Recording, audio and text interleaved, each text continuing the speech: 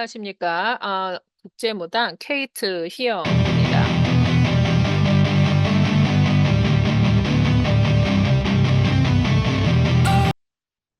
예, 여러분, 오늘은 우리들의 천직을 찾는 거, 그 부분에 대해서 이제 조금씩 이제 말씀을 드려보려고 합니다. 많은 분들이 사실 천직을 찾고 싶어 하세요. 왜냐하면 그리고 어떤 분들은 이미 찾았어. 찾았는데, 이게 정말 천직이 맞는지 안 맞는지 좀 헷갈리기도 하시지만, 대부분 자기가 천직을 하고 계시는 분들은 자기 일에 만족을 하십니다. 그런데 이제 천직을 못 찾고 내가 진짜 이거 일하는 거 너무 내가 힘이 들고 내가 모르겠다 하시는 분들에게 이제 오늘 어떤 거를 좀 인지를 하시면 천직 찾는 게 쉬운가의 부분에서 한 가지를 좀 말씀을 드리려고 합니다.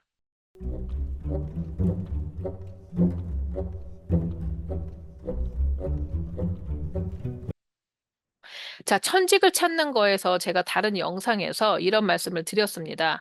내가 좋아하는 거, 그게 돈이 됐든 안 됐든, 그리고 내가 그걸 잘하든 못하든, 내가 잠깐은 지금은 그거를 좋아하는 거를 갖다가 많이 배우지를 않았기 때문에 좀 어설플 수는 있어요. 일을 잘할 수는 일을 뭐 이렇게 굉장히 잘하는 장인의 상태는 안 될 수가 있다. 그런데 정말 내가 그걸 너무 좋아해. 그러는 경우, 이제 그런 걸 알아보라고 이제 말씀을 드렸어요. 그리고 또 하나는 내가 너무 그렇게 마음을 무겁게 내가 그걸 가지고 막 돈을 벌어야지, 내가 뭐를 해야지 이렇게 마음을 무겁게 하지 말고 그냥 가볍게 마음으로 내가 그냥 평생 그냥 즐기면서 내가 노냥 좋아하는 거, 아무것도 아닌 것 같은 거, 그런 걸 한번 보시라고 말씀을 드렸는데 근데 이것도 힘들어해요. 보통 이거 천직을 못 찾으시는 분들은 나는 도대체 내가 뭘 좋아하는지 도대체 모르겠어요. 이러시는 분들이 의외로 많이 계셔요. 그 이유가 뭐냐면 여러분 그런 분들일수록 내가 트라우마가 많아요. 트라우마. 우리는 알게 모르게 내가 생각을 인지를 하든 인지를 하지 않든 많은 트라우마를 겪어요. 특히 어렸을 때.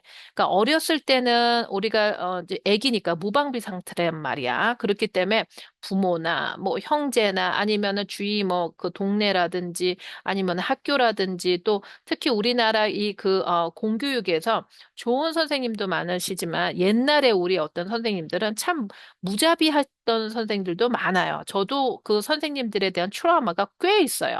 참 안됐게도 그게 이제 현실이기도 한데 그런 트라우마를 내가 어떤 트라우마가 있는지 그냥 써보기만 해도 많이 나아져요. 왜냐하면 그게 무슨 말이냐. 내가 트라우마 때문에 그러니까 예를 들어서 이런 거지. 트라우마가 정말 많은 분들 중에 한 분들이 어떤 분이 있냐면 영어 울렁증이 계시는 분들이 있어요. 이게 뭐냐면 영어를 옛날에 했는데 일어나서 발표를 했는데 그거를 잘 못해서 영어 선생님한테 되게 혼난 적이 있대. 이런 분들 정말 어, 비인격적으로 내가 모욕감을 느끼게 어렸을 때 중학교라든지 뭐 이랬을 때 영어를 못한다고 해서 너무 망신을 당하고 너무 정말 쑥스럽게 혼난 어떤 그런 기억들이 있는 그런 분들이 영어 울렁증이 계셔요. 영어 하면 영어 자체가 나쁜 게 아니라 그 영어 하면 그때의 그 기억이 나도 모르게 같이 세트로 오니까 영어만 생각하면 내가 가슴이 답답하고 내가 너무 싫은 거야. 막 그니까 저걸 어떻게 하지? 막 이렇게 막 너무 무겁게 느껴지는 거예요. 근데 사실 가만히 보니까 그 영어가 문제가 아니라 영어 선생님이 문제였던 거예요. 그러니까 예를 들면 저희 지금 우리 넷째 아이가 있는데 사실 우리 넷째 아이가 타고난 드러머예요. 얘가 꼬맹이 때 제가 조그만 드럼을 사줬는데 가르쳐 주지도 않았는데 모든 그 소리에 다 리듬을 맞히더라고요. 너무너무 잘해서 이게 진짜 얘가 어떻게 이렇게 잘하지? 그러니까 그냥 저절로 된다고 하면서 그걸 했어요. 그랬는데 이제 이 아이가 학교를 갔는데 그 저희 학교에서 밴드부가 있었나 봐요. 그러니까 거기서 걔가 드럼을 치고 있었는데 이제 얘가 조금 ADHD의 성향도 있고 좀 자유분방해. 근데 그 밴드 선생님이 그 아이가 이제 뭐 치면은 치지 말라고 혼내고 조용히 시키고 막 이러니까 우리 아이가 음악을 싫어하게 됐어요. 그래서 밴드라면 아주 질색팔색을 해요. 그래서 왜 그러니? 그랬더니 나 밴드 선생님이 너무 싫대요. 그러니까는 그런 거가 이제 우리 아이한테는 어떤 트라우마로 작용을 한 거죠. 그것 때문에 우리 아이가 되게 좋아하는 드럼을 지금 조금 멀리하고 있습니다. 좀 슬픈 사실이에요. 슬프지만 이거 현실적으로 누구한테나 다 일어나는 일입니다. 그렇기 때문에 내가 어떤 분이 영어를 싫어하는 게 아니라 그 뭐였죠? 영어를 싫어하는 게 아니라 내가 영어 시간에 어떤 선생님이 나를 갖다가 쫑쿠를 주고 내가 공개적으로 망신을 당한 그 느낌 때문에 영어 하면 울렁증이 나오는 거죠. 그러니까 그게 트라우마죠. 그러니까 여기를 잘 보면은 사실 내가 영어를 싫어하는지 안 싫어하는지 난 몰라. 그렇죠? 어쩌면 내가 좋아할 수도 있어. 그런데 내가 영어를 못하게 만든 요인은 트라우마. 누구? 영어 선생님이 나를 갖다가 그렇게 개망신을 주고 혼낸 거, 그것 때문에 내가 울렁증이 있어서 못하는 거. 그래서 내가 어떻게 돼요? 수그러드린 거죠. 영어는 타부시하게 되는 거. 난 영어 싫어. 이렇게 되는 거죠.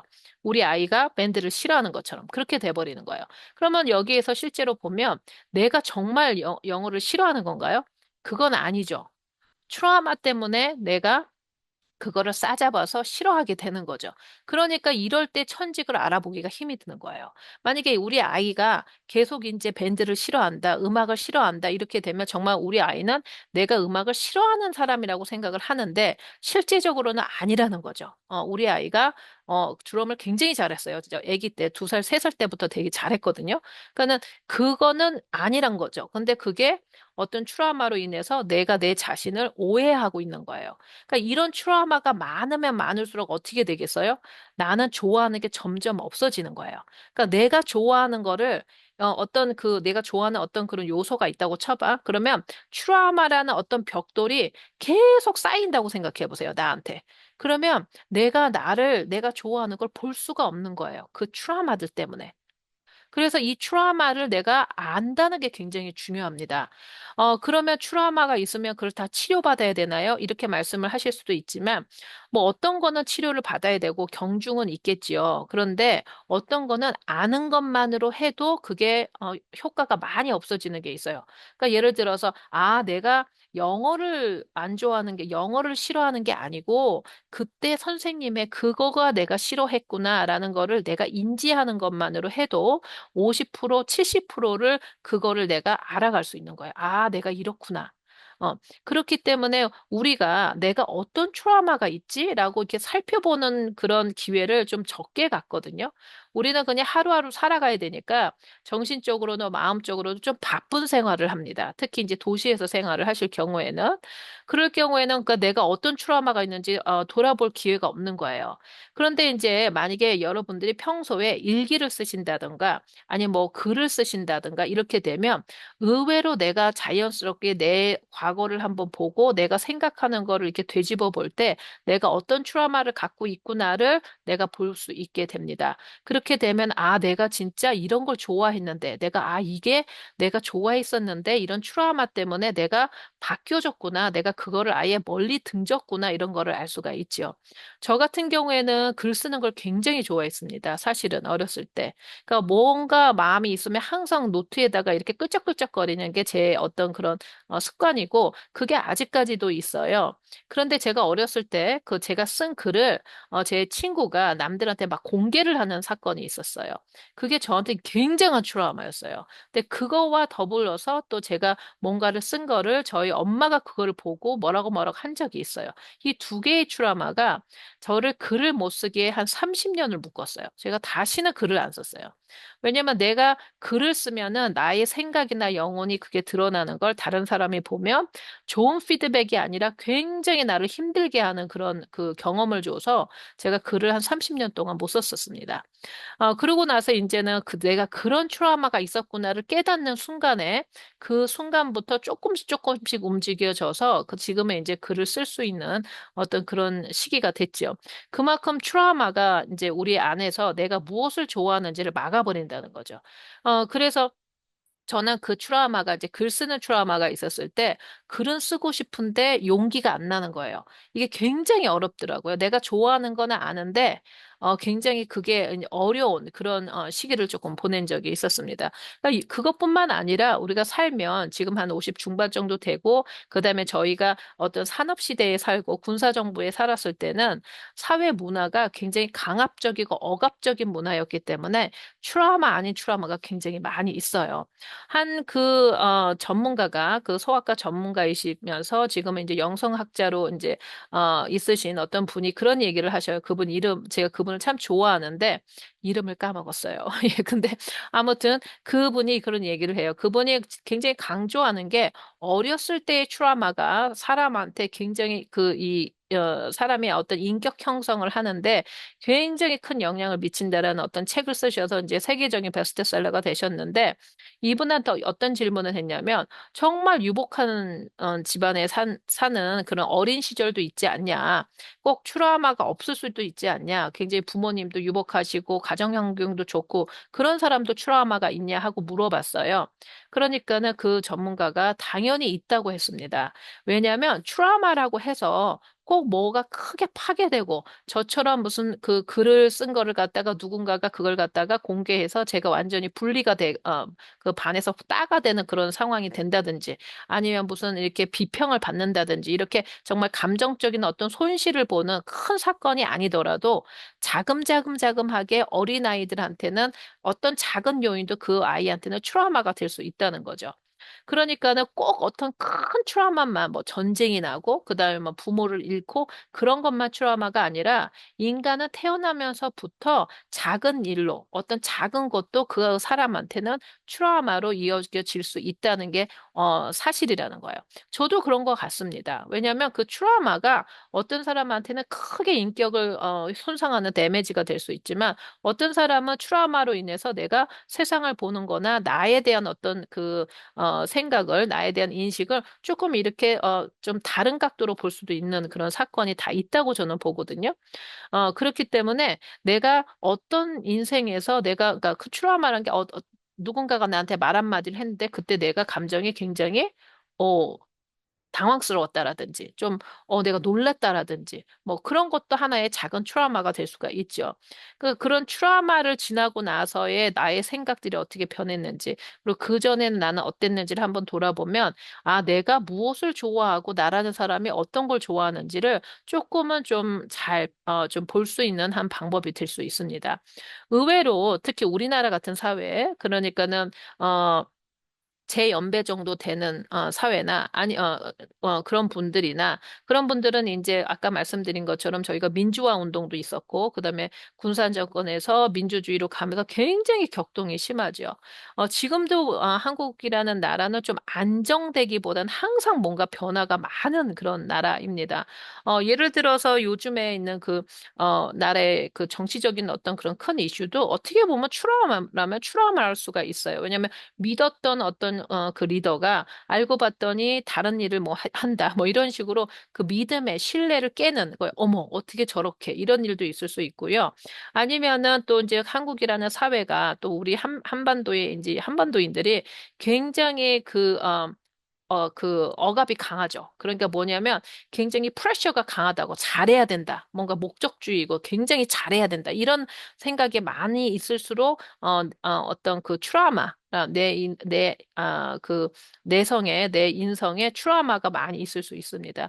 특히 아버지 같으신 분들, 우리의 윗세대 아버지신 분들이 온화하신 분들도 많으시지만 전쟁 이후로 인해서 그 분들도 사실 외상후 스트레스 장애를 많이 앓으시는 분이신데 그걸 그 해소를 못 하셔서 그걸 그대로 또 자녀분들한테 나오는 경우도 많기 때문에 저는 솔직히 대한민국의 모든 사람이 나는 트라우마가 있다고 생각해. 대한민국에 있는 사람뿐만 아니라 전 세계 모든 사람이 있다고 생각하는데 대한민국은 뭐 특히 많다고 저는 생각하거든요.